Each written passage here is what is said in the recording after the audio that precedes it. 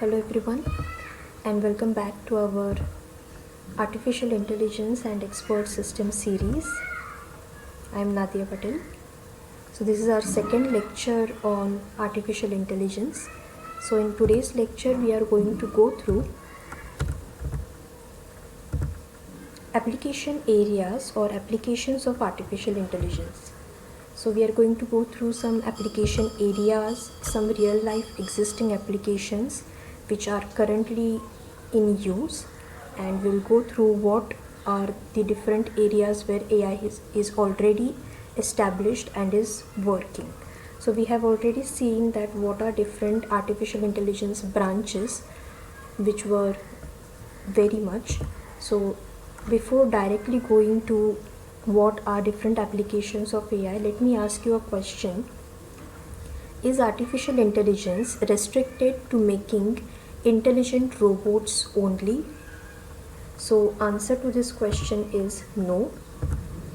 So these are the different application areas where artificial intelligence is already working and has got established, and even we are users of it. We might not be familiar to, but we are using it in our day-to-day routines. So this is the varied, or you can say huge amount of different areas where artificial intelligence is already working. Now let us go one by one to what are those applications which we are already using, and what are those different research areas, or you can say things which are going to come in near future, or which have already got discovered and are working in real life and we are not familiar to. So starting with the ones which we are also familiar and we are using. So the first application is accurate search result by Google and search suggestions.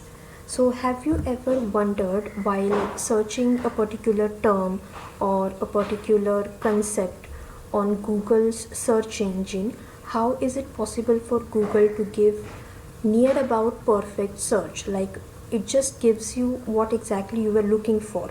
How is this possible? Every time, how can it is so diligent or so perfect that every time it comes up a result of our search which is like, yes, I was looking for this. So this is possible because of artificial intelligence, search engine optimization tools, and predictive searches. Now what are these search engine optimization tools and predictive searches?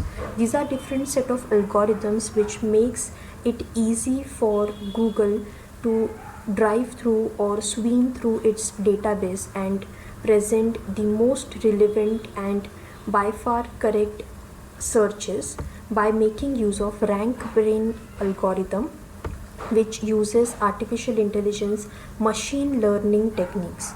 So we have already gone through what is artificial intelligence, these branches, which is machine learning, deep learning, again natural language processing. I have already given a lecture over it. If you have not gone through, please go through the previous lecture and see what is the basic difference between machine learning and deep learning. So machine learning enables for making correct decisions, for taking correct decisions on the basis of data fed. So on the basis of Google's database, it makes use of artificial intelligence machine learning and actually decides whether the given data or the selected data is appropriate or not. So this decision making capability is given by machine learning and BERT.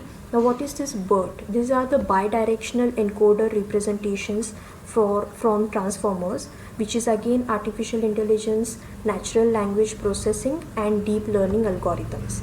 So a measure of help of artificial intelligence is provided to Google for refining its search results. Now let us go through the second application of artificial intelligence, which is again Google suggesting while searching or giving recommendation. Have you ever wondered while you are typing on the Google's search engine, when you start typing some of your terms, on the basis of those terms, Google starts suggesting you or recommending you a list of searches which you might want to search. Now, how is this possible? So, say for example, I want to get information about the current COVID situation or the pandemic situation. The moment I start typing PAND, it gives the word or term pandemic. When I start typing corona, it will quickly give me a recommendation or search about vaccines, about daily death, about the cases, about the situation going on across the globe, etc. Now, how is this possible? The moment we start typing, it just happens in micro or milliseconds. Now, this is again possible because of artificial intelligence predictive searches. Now, what are these predictive searches? These are again a set of strong algorithms which helps in predictions. Now, prediction is something which is based on the current and previous data. Now, when we actually start typing something, it is not within a fraction of second, but it is within a course of time. When you're using your browser for a while, it actually analyzes what type of individual you are, what type of searches you do, what is the frequency of searching. Say for example, you are a fan of a football player, or you are a fan of IPL or something, and you keep on searching IPL scores or IPL daily matches, and you keep on reviewing the previous ones. So it actually understands that you are a sporty person and you might be liking sports related things. So on the basis of that, the current history, the previous history, it gives feed to this algorithm, and algorithm makes some predictive searches for us. The next is the predictive searches are based on artificial intelligence and the data. As I told you, it is based on the current and previous history and data, which is again provided by us. So the location, again you can say what is this data all about. One data is the thing which you frequently search on the Google's search engine, and the second data is location, age, personal details, etc. So on the basis of these kind of data, it actually knows, or it actually predicts what kind of search you might be into, and it gives us the respective recommendations or suggestions. The next application of artificial intelligence is very popular. Facebook's feed, or you can say Facebook's timeline, showing results of our interest by making use of ranking algorithms and machine learning. Again, artificial intelligence branch, machine learning is coming over here and making it possible for Facebook to give us the desired results. Now, Facebook's most of the algorithms, and especially ranking algorithms, are hidden. Facebook has not declared or has not disclosed what exactly the technology is behind the Facebook, which makes it possible to reach such a large audience. But it makes use of 4 criteria, which is recency, that is the most recent current happening. The second is popularity. On the basis of popularity, it gives us some searches. The third is content type, and the fourth is relationship. Now again, these ranking algorithms are self-learning or studying, you can say. Once you open your Facebook account, and if you are using it for a nice period or nice while, and you have given a lot of data to Facebook's timeline, for example, you are frequently searching about, say for example, you are a travel freak, you love traveling, you love writing and sharing travel posts, you frequently keep on sharing your travel pictures and videos, and at the same time keep on liking others' travel logs and others' travel stories. So it has already understood that you are a person who likes or loves traveling. Now on the basis of that, this is the data which will get saved or stored somewhere. On the basis of this, it keeps on comparing the recent posts and gives a score to those recent posts on the basis of your likes on the basis of your shares. So this score is further arranged in descending order, and these ranking algorithms rank them on the basis of your liking and your sharing. Further, it gets a list of, you can say, posts which are made for you or which are something you might be interested in, and then it gives the particular or the required feed saying or suggesting you may like this post, or you may also like to see this, you may want to follow this person. The similar strategy is used in people you may know. If you have seen your application, when you browse in and it pops up with a list of people you might be knowing. Now, how is this possible? This is again possible with the help of your friend list, with the help of your liking and your mutual friends.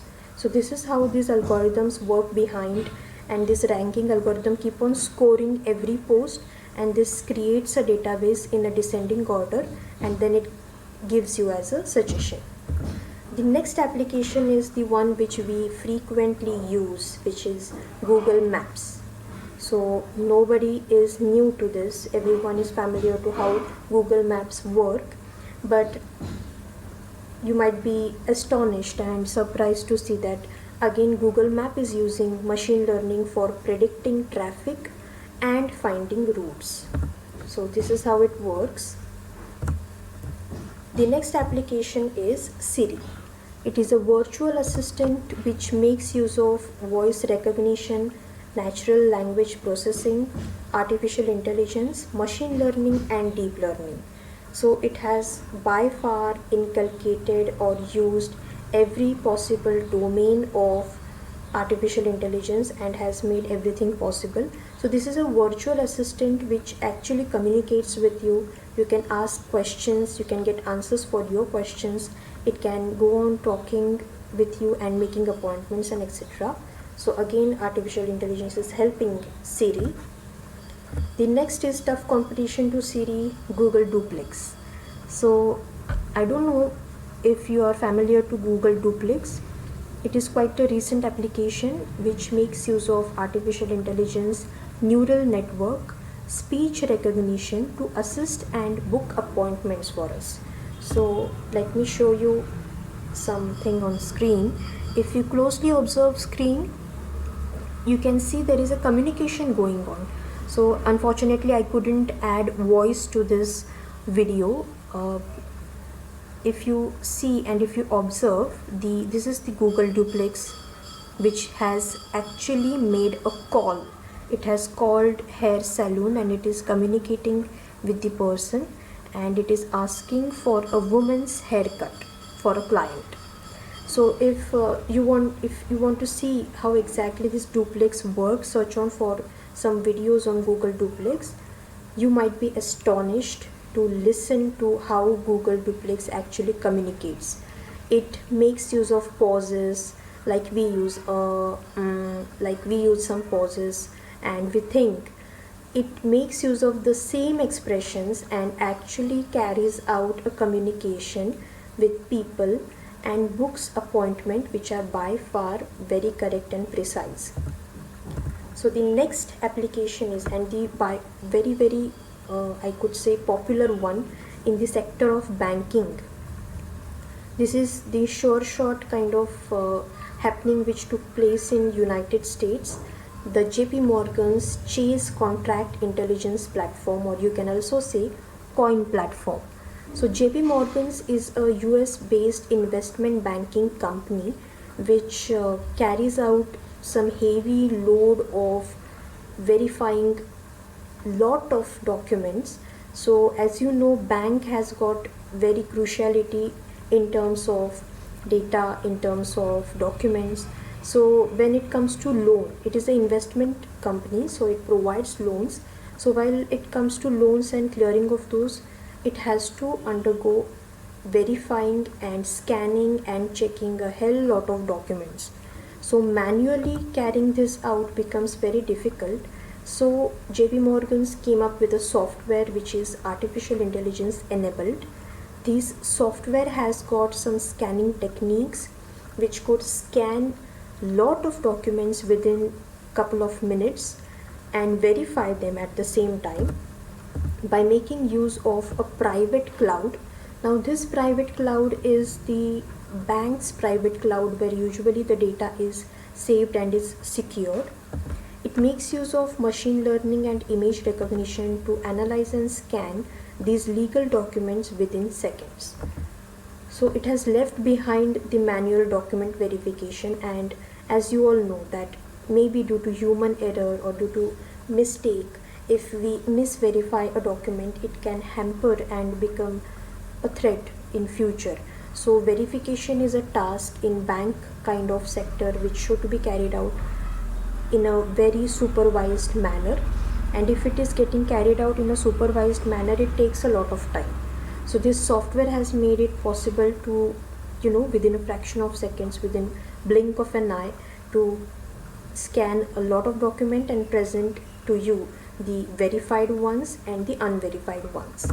So let us go through the next application, which is into the healthcare, and that is IBM's Watson. IBM's Watson has helped many. So Watson is a software which actually works in cancer and oncology. So this software is actually working on the basis of patient's data. Now what exactly this patient's data is all about? Now it's not only the name, address, city, phone number and picture, but the medical data. For example, you can say blood tests, some X-ray reports, some MRI reports, and the type of treatment the person is undergoing for the last couple of months or year. So this data is fed to Watson. Now again, Watson is a software which can be applied to any sector. Now it can work in business, it can work in corporate sector, but IBM has successfully implemented Watson in healthcare. Now first it takes patient's history, it takes patient's data, and on the basis of it, it makes some graphs or it analyzes some patterns, and it suggests a slot of treatment. It gives you a complete set of treatment which should be given to a particular patient for his speedy recovery. So going on to a human treatment is, I won't say that a doctor treating a patient is not good and Watson treating a patient is far more good. No, but it can give you a precise kind of treatment. Of course, there should be requiring, or it has to get a doctor or MD suggesting some differences, but Watson is coming up with a treatment which is by far very comparative to a human treatment. So it is giving a very near about a complete match, or you can say a perfect line of treatment which should be given to a particular patient. So Watson makes use of again artificial intelligence, natural language processing to generate treatment recommendations. The next application of artificial intelligence is Google's Eye Doctor for identifying signs of diabetic retinopathy.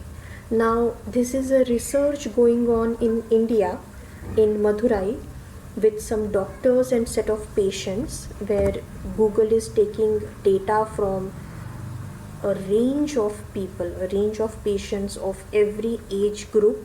It has collected a lot of data from Madurai's research center and India.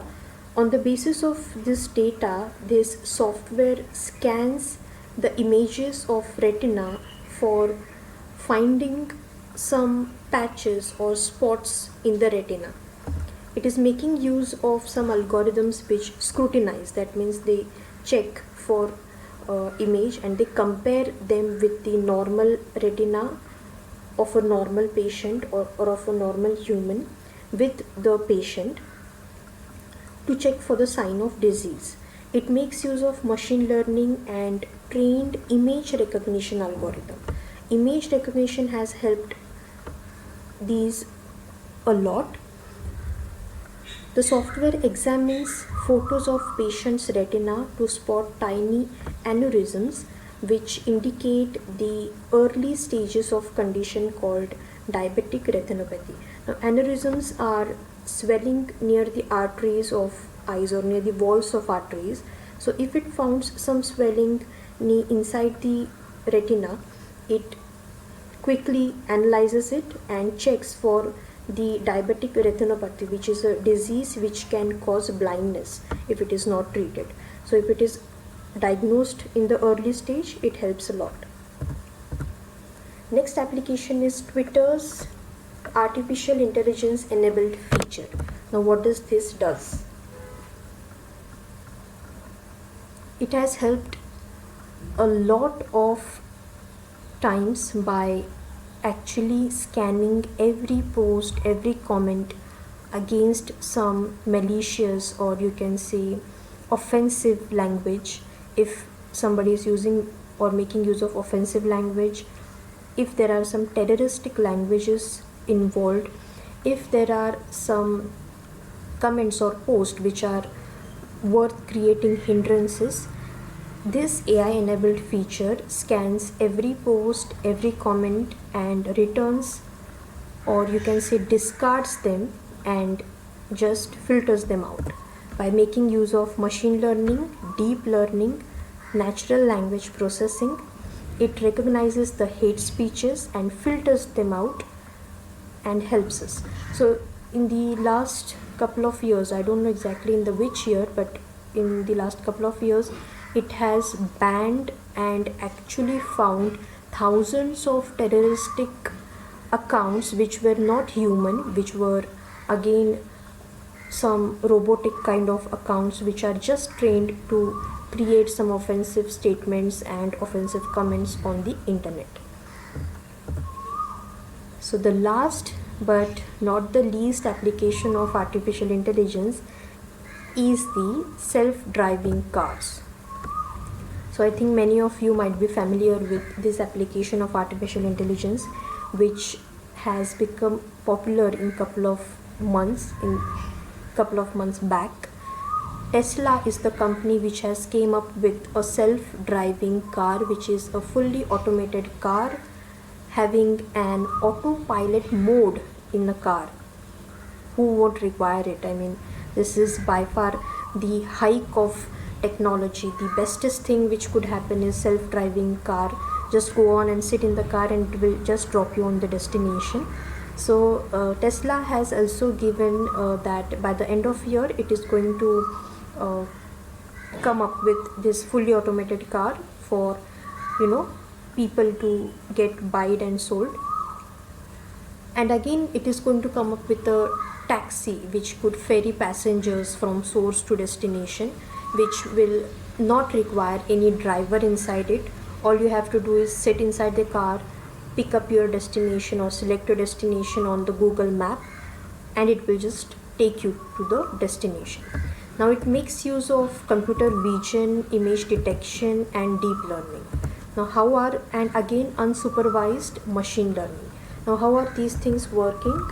So as you can see in the image, this is the Tesla's self-driving autopilot mode, having autopilot mode car. So it is driving on the road. It has got sensors which could sense from all the four directions. By making use of object detection and image recognition, it can actually find distance, at what distance is it driving. It can actually detect obstacles coming into the road, tackle them and drive safely. It has also proven itself in parking. It parks itself very successfully, I think, which is the difficult part of driving. If you have a very compact kind of a space to park on, it becomes very difficult to park your car in the right manner, and very few people can do it without any offense. So these cars are trained in driving and parking and everything. So this was all possible because of the co-founder and CEO of Tesla, which is Elon Musk. He is the tech tycoon who has gone through many inventions, and he was the prime person behind enabling a car which could go on self-driving. So again, he is the same person who has warned. He has given a warning to every individual out there that artificial intelligence could become a threat to humanity. By far, I think every application might have interested you, or it might have astonished you at some point or the other. But the question or the statement or the quote which is given by Elon Musk is that even if it is very interesting to have artificial intelligence around you, at the same time it can become a threat to humanity. By the year 2025, it might take over humanity, and maybe we become that dependent on these technologies that we might stop thinking, and machine might go on thinking on and on. So this is all about the different applications of artificial intelligence. As you can see, I have collected by far every possible application which is applicable to the branches of AI which we have already seen. We can go on and on and on with AI's applications and different programs going on.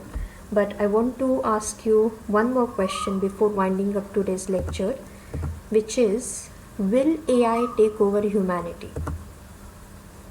Now this is again a question of, you can say, a debate. Most of us think no, how is that possible? But many of you might differ. So think over this question and go through the lecture. I hope it was interesting, and maybe you might have gone through some new things which you didn't knew. I hope you enjoyed today's lecture. Thank you.